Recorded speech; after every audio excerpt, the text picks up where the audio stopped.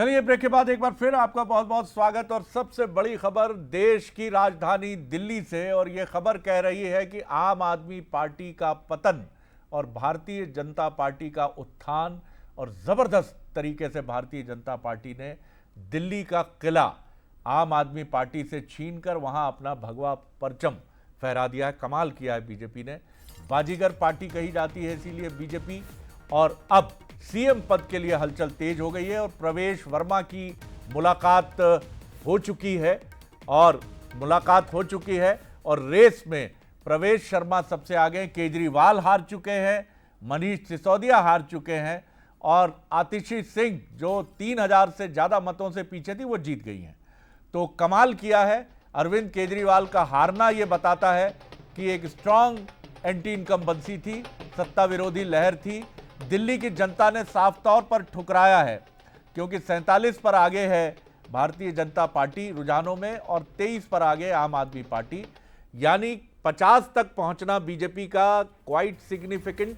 और ये बताता है कि ये बीजेपी की प्योर जीत है, विशुद्ध जीत है बीजेपी की रणनीति की, बीजेपी की नीतियों की, बीजेपी की स्ट्रैटेजी की, बीजेपी के चुनाव प्रबंधन की। और अब सबकी निगाहें इस पर कि आखिर कौन बनेगा दिल्ली का भारतीय जनता पार्टी का मुख्यमंत्री, क्योंकि प्रधानमंत्री के लिए बहुत बड़ा तोहफा है। और हम आपको बता दें कि प्रधानमंत्री के लिए भी ये बहुत महत्वपूर्ण है। हमारे साथ डॉक्टर रितेश वाजपेयी जुड़ गए हैं, भारतीय जनता पार्टी के सीनियर लीडर और स्पोक्स पर्सन। डॉक्टर वाजपेयी, प्रधानमंत्री के तीसरे टर्म में 8 राज्यों के चुनाव हुए हैं, 5 में बीजेपी की गठबंधन की सरकार है, सिक्किम में कुछ ऊपर नीचे हुआ, और अब जिस तरह से ये आया है यानी 6 जगह बीजेपी की जीत, 8 राज्यों के चुनाव बम्पर जीत, मोदी जी का चेहरा आगे, बीजेपी आगे। बिल्कुल। और हम सबके लिए बहुत खुशी का अवसर है। खास तौर से देखिए, दिल्ली को लोगों ने बहुत करीब से देखा। जो पिछले 5 साल दिल्ली के थे वो बहुत दुर्भाग्यजनक थे। खास तौर से जब एक मुख्यमंत्री जेल जाते हैं, जेल से सरकार चलाने का प्रयास करते हैं, एक बहुत बड़ा विषय शराब का स्कैम बनता है। और वो शराब का स्कैम जिसमें यदि हम स्कैम पार्ट को 2 मिनट के लिए भूल भी जाएं तो एक आम आदमी के बीच में एक क्वार्टर पे एक क्वार्टर फ्री वाली योजना जो केजरीवाल लाए थे, वो कहीं भी उस कॉनोटेशन को लेकर नहीं चल पा रही थी जिसको लेकर वो राजनीति में आए थे। तो स्वाभाविक है कि इसका रिजेक्शन होना ही था। यदि केजरीवाल अपनी जिस प्रकार की बातें वो मंच से करते थे या जिस आधार पे वो जीतते आए थे उसको कैरी करते तो भी ठीक था, लेकिन उन्होंने बड़ी चतुराई से उन सब बातों को छोड़कर वो एक कन्वेंशनल पॉलिटिक्स, जो एक करप्ट पॉलिटिक्स की तरफ बढ़े। और वो चीज होती भी स्कैम्स में दिखी। खास तौर से लिकर माफिया ने जैसे कब्जा दिल्ली की सरकार पे कर लिया था, फिर बहुत सारे उनके ऊपर हम लोगों ने इन चीजों को देखा। एक साधारण लाइफ का वादा करते थे, उसको छोड़कर लग्जरी में आ गए। शीश महल का इशू रहा। तो ऐसी बहुत सारी चीजें आई जिससे कि हम कह सकते हैं कि उनका जो गुब्बारा था वो फूट चुका था। तो हमें पूरी अपेक्षा थी कि इन परिस्थितियों में भारतीय जनता पार्टी एक थंपिंग मेजॉरिटी के साथ में सरकार बनाएगी। वहीं दूसरी ओर आपने देखा लगभग 20 राज्यों में हमारी सरकारें देश में स्थापित हुई। तो नरेंद्र मोदी जी को तीसरा टर्म मिला, यानी कि भारतीय जनता पार्टी लगातार अपने परफॉर्मेंस के, पॉलिटिक्स ऑफ परफॉर्मेंस के आधार पर हम लोग चुनाव जीतते आ रहे थे। उसको लोग, दिल्ली की जनता भी देख रही थी। और इस बार दिल्ली की जनता भाजपा के साथ चलने का उन्होंने निर्णय लिया। डॉक्टर साहब, इससे आप कितना इत्तेफाक रखते हैं? इससे इसमें कोई दो राय नहीं है कि करप्शन ने बहुत बड़ा डेंट किया है, लेकिन इससे केजरीवाल जी की वो छवि ध्वस्त हो गई, जो छवि कहीं ना कहीं 2013 में एक कॉमन मैन को सिंबलाइज करती थी, एक त्याग मूर्ति नेता की छवि जो जैसी भी थी उसको प्रस्तुत करती थी और जिसको दिल्ली की जनता ने और देश ने सराहा। तो बीजेपी ने बहुत स्ट्रैटेजिकली उस चीज़ को एक्सपोज करने की कोशिश की। शीश महल की आपने बात की, और बीजेपी ये बताने में कामयाब रही कि ये पार्टी उसी तरह से अंतर्विरोधों में, अपने स्वार्थों में उलझ गई है जिस तरह से राजनीतिक दलों पर जो आरोप लगते हैं। तो पार्टी विद डिफरेंस की जो बात आम आदमी पार्टी भी करती थी वो एक्सपोज हुआ, और यही सबसे बड़ा दिल्ली की जनता के मन में एक मैसेज गया कि जब आप ऐसे हो तो फिर हम दूसरा विकल्प देखते हैं।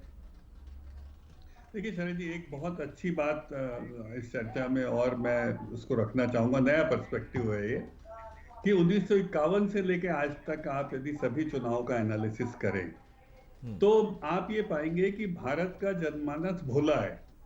भारत का जनमानस जो सीधे दिखते हैं, जो सरल जिंदगी को चुनते हैं, गरीबी हटाओ का जो नारा लगाते हैं, वादा करते हैं, उनको डॉक्टर साहब, वोट एक करता इंपॉर्टेंट खबर आपको भी इसका बता देता हूं व्यूअर्स के साथ, दर्शकों के साथ, कि दिल्ली में ये फैसला लिया गया है कि तमाम सरकारी दस्तावेज जो मॉन्यूमेंट्स हैं, जो कंप्यूटर्स में हैं, हार्ड डिस्क में हैं, वो तमाम डॉक्यूमेंट्स प्रोटेक्टेड मैनर में सुरक्षित रखे जाएं।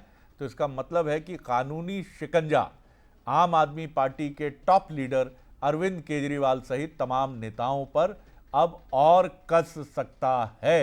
तो ये बड़ी खबर दिल्ली से निकल कर आ रही है कि जो भी सरकारी दफ्तर हैं उनमें जो भी डेटा है वो सारा डेटा एक तरह से अब उसको प्रोटेक्ट किया जाएगा, सुरक्षित रखा जाएगा फर्दर इन्वेस्टिगेशन, इंक्वायरी और उसको एविडेंस के तौर पर। जी डॉक्टर वाजपेयी जी, मैं यही कहना चाह रहा था कि देखिए, आम इलेक्टोरेट हमेशा बेरोजगारी की समस्या से लड़े लोग, नेता लोग, ये वही चाहते हैं, उसको वोट देते हैं। गरीबी लोगों की दूर हो, इसको वोट देना चाहते हैं। जी। समाज में समरसता है, तो मुद्दे वही रहते, कहना मैं ये चाहता हूँ। लेकिन जो उनके विश्वास को प्राप्त कर लेता है वो जीतता है। ये कॉमन फैक्टर यदि आप लगातार चुनाव में देखेंगे, और जब इसमें विश्वासघात होता है तो आपने देखा है वो सत्ताएं उखाड़ के फेंक दी जाती है। जी। तो हमने भारतीय जनता पार्टी का, हमारा भी एजेंडा वही रहा। हम एकात्म मानववाद या समता समाजवाद से आगे बढ़कर लोगों को साथ लेकर चलना चाहा। जब देश में इस बात पर लोगों को यकीन हुआ तो आपने देखा हमारी सरकारें न केवल दिल्ली में तीसरी बार आई, बल्कि मध्य प्रदेश जैसे राज्यों में आप देखिए विपक्ष के लिए कोई स्पेस ही नहीं रह गया प्रैक्टिकली। जी। हम लगातार चुने जा रहे हैं। तो मुद्दे वही होते हैं। मैं कहना बस ये चाहता हूं, यदि आप लोगों के विश्वास को कायम रखते हैं तो लोग लगातार आपको चुनते हैं, जैसा केजरीवाल को भी 2 बार चुना गया। लेकिन यदि आप विश्वासघात करेंगे आम मतदाता से, तो आम मतदाता की मार बड़ी मूक होती है शरद जी, और उसमें कोई चूक नहीं होती है। तो इसीलिए आप don't play with the emotion of common man, उससे नहीं खेलना चाहिए और एक गंभीर तरीके से आगे बढ़ना चाहिए। बिल्कुल नेताओं सही के कहा लिए आपने, और दलों के लिए एक बड़ा संकेत है। और आपने अब वेडनेसडे जो बहुत चर्चित फिल्म है उसका एक डायलॉग की तरह एक डायलॉग भी आपने बोल दिया कि डोंट प्ले, जो कॉमन मैन की भावनाएं हैं उनके साथ खेलो मत, नहीं तो केजरीवाल साहब आपकी आम आदमी पार्टी भी बिखर जाएगी, रेशा रेशा हो जाएगी। तो आपको एक बार फिर दोहरा देते हैं कि ज्वाइंट सेक्रेटरी दिल्ली ने, सचिवालय के जो ज्वाइंट सेक्रेटरी हैं, उन्होंने तमाम अधिकारियों को दफ्तर पहुंचने के लिए कहा है और सरकारी दस्तावेजों को प्रोटेक्ट करने के लिए कहा गया है। तो ये भी एक बड़ा डेवलपमेंट है कि ज्वाइंट सेक्रेटरी की एक चिट्ठी जारी हुई है दिल्ली में, जिसमें कहा गया है कि तमाम सरकारी जो अधिकारी हैं वो दिल्ली सचिवालय पहुंचें और रिकॉर्ड्स रखें। इसका मतलब है कि कानूनी लड़ाई की जंग दिल्ली में जारी रहेगी और आम आदमी पार्टी के दिग्गज नेताओं के मुश्किलें बढ़ सकती। छत्तीसगढ़ चलते हैं जहां बीजेपी का जश्न आपको दिखाते हैं। चलिए रायपुर, राजधानी छत्तीसगढ़ की। विधानसभा परिणाम के बाद अब लोगों में खासा उत्साह है। हमारे साथ कैबिनेट मंत्री रामविचार नेताम जी, हम उनसे बात करते हैं। दिल्ली में 27 साल बाद एक बार फिर से भाजपा की सरकार बनने वाली है। निश्चित है, भारतीय जनता पार्टी के प्रचंड बहुमत जो दिल्ली में मिली है उससे पूरे देश भर के कार्यकर्ताओं में एक नया जोश का संचार हुआ है, और उसके साथ ही नगरीय निकाय का भी हमारा चुनाव आएगा। इसमें भी भारतीय जनता पार्टी पूरी तरह से क्लीन स्वीप करने वाली। लगातार वहां पर मोदी जी ने भी सभाएं की, अमित शाह जी ने भी सभाएं की। मोदी की गारंटी क्या वहां पर देखने को मिल रही है कि जनता आपसे नाराज थी, उसका फायदा मिल रहा है?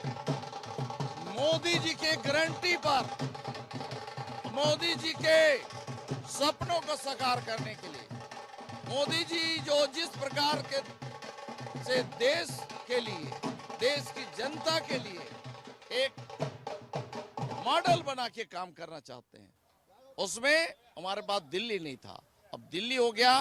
दिल्ली को एक मॉडल स्टेट के रूप में विकसित करके भारतीय जनता पार्टी की सरकार वहां काम करेगी। ये आपने निकाय चुनाव का भी जिक्र किया, छत्तीसगढ़ में भी निकाय चुनाव है, कुछ ही दिन बचा है, 11 तारीख को यहाँ वोट भी डालेगा। छत्तीसगढ़ में क्या देख रहे हैं आप? छत्तीसगढ़ में कोई मुकाबला ही नहीं है, क्या देख रहे हैं यहाँ?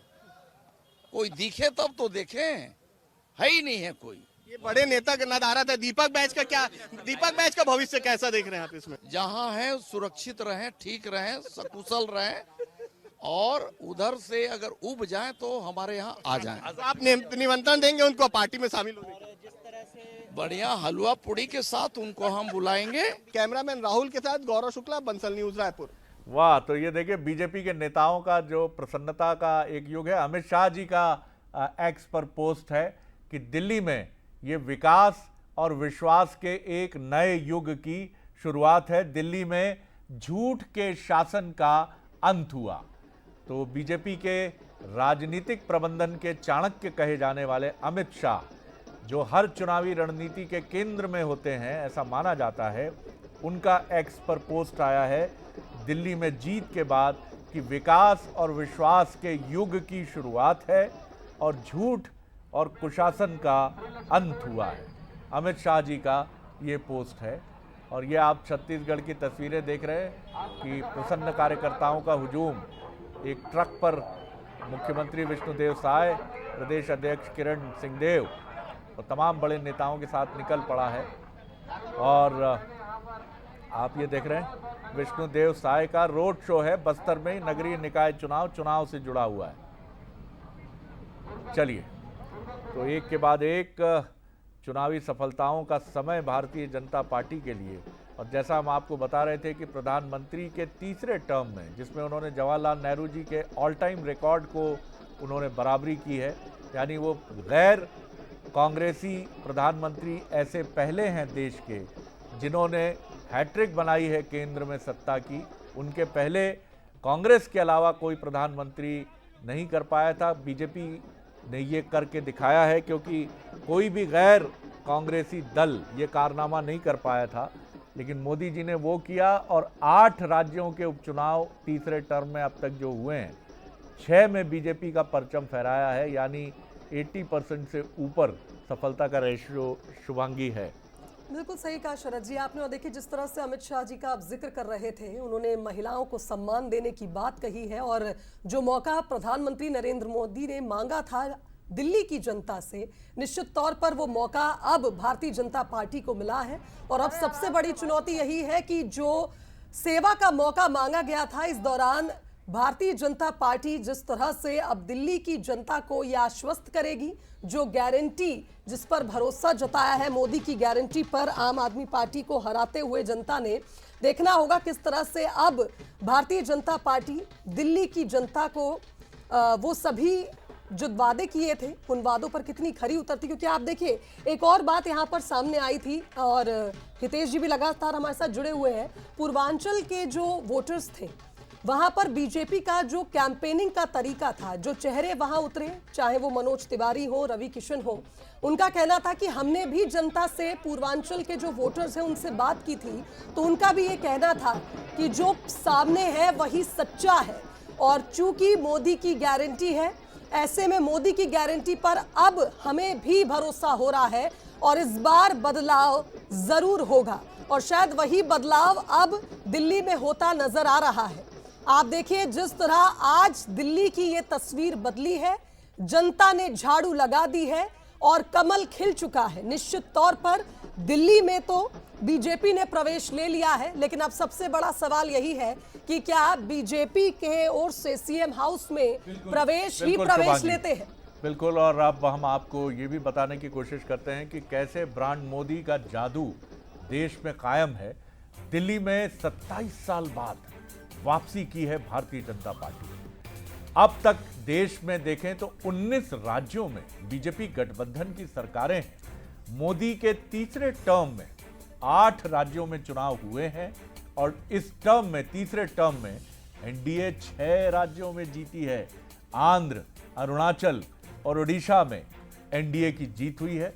हरियाणा, महाराष्ट्र में बीजेपी गठबंधन की सरकार है और दिल्ली में 27 साल बाद वापसी बड़ी सफलता है। इसमें आप कह सकते हैं कि झारखंड हाथ से फिसला है भारतीय जनता पार्टी के। सिक्किम की बात की जा सकती है, हालांकि केंद्र में वो साथ में है, लेकिन वहाँ इक्वेशंस उनके अच्छे नहीं हैं। Doctor Hitesh Vajpayee, brand BJP या ब्रांड मोदी, जिस तरह से मोदी पर्सनल लेवल पर टेकअप करते हैं चीज़ों को, मुझे अभी भी उनकी आवाज़ दिल्ली की वो गूंज रही है कि आपने मौका नहीं दिया यहाँ काम करने का, एक बार मौका देकर तो देखिए। और ये एक ऐसी चीज़ थी कि लोगों को, चूंकि मोदी एक ब्रांड तो है, लोगों को लगा कि ये क्या करते हैं, हमने देखते हैं। अरविंद केजरीवाल जी को तो दे दिया मौका और अब दिल्ली को बदलने की एक बड़ी चुनौती भी है। जी देखिए शरद जी, मैं आपको फिर फ्रेम में इसमें ले जाऊंगा। जब देश की राजनीति में भ्रष्टाचार से मुक्ति का एक आंदोलन चला और उस आंदोलन के बेनिफिशियरी दो लोग रहे, देश में नरेंद्र मोदी और दिल्ली में केजरीवाल, ये एक समय में ही दोनों की एंट्री हुई लगभग। यदि आप देखेंगे 2014 की 13 की बात कर रहा हूं मैं आपको, तो चूंकि उस समय वही कॉमन मैन का एक सेंटिमेंट जागा या जगाया गया कि नहीं, हम सिस्टम को 2G 3G ये जी वो जी से बाहर निकाल कर ला सकते हैं। चलिए मैं रोक रहा हूं आपको डॉक्टर साहब, माफी चाहूंगा। वीडी शर्मा जी कुछ कह रहे हैं, प्रदेश अध्यक्ष बीजेपी के, सुन लेते हैं जी।